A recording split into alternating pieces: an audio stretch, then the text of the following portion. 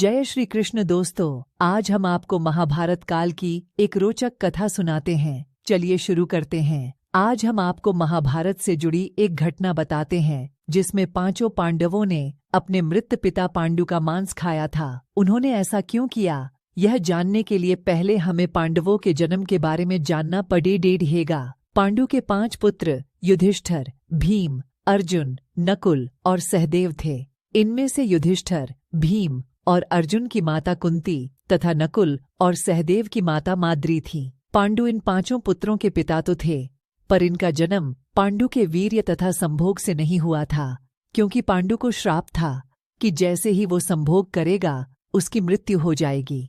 इसीलिए पांडु के आग्रह पर यह पुत्र कुंती और माद्री ने भगवान का आह्वान करके प्राप्त किए थे।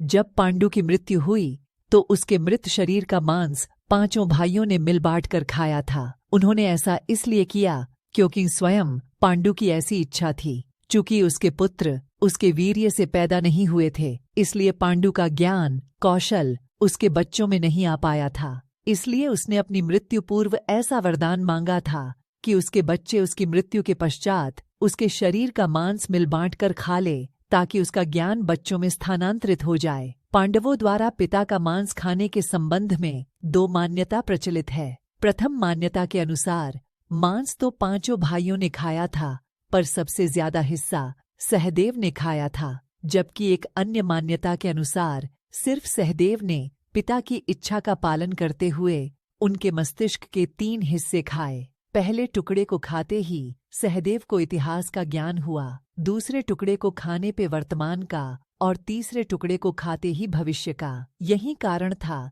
कि सहदेव 5 भाइयों में सबसे अधिक ज्ञानी था और इससे उसे भविष्य में होने वाली घटनाओं को देखने की शक्ति मिल गई थी।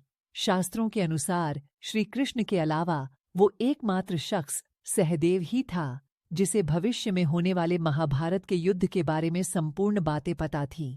श्री कृष्ण को डर था कि कहीं सहदेव यह सब बातें औरों को न बता दे, इसलिए श्री कृष्ण ने सहदेव को श्राप दिया था कि यदि उसने ऐसा किया तो मृत्यु हो जाएगी। कथा पसंद आई तो चैनल को सब्सक्राइब करें और लाइक करें।